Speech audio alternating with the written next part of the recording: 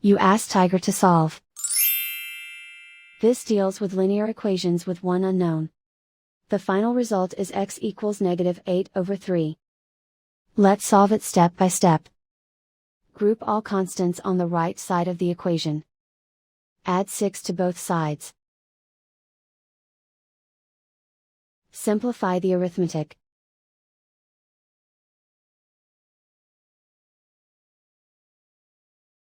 Isolate the x. Divide both sides by 9. Simplify the fraction. Find the greatest common factor of the numerator and denominator.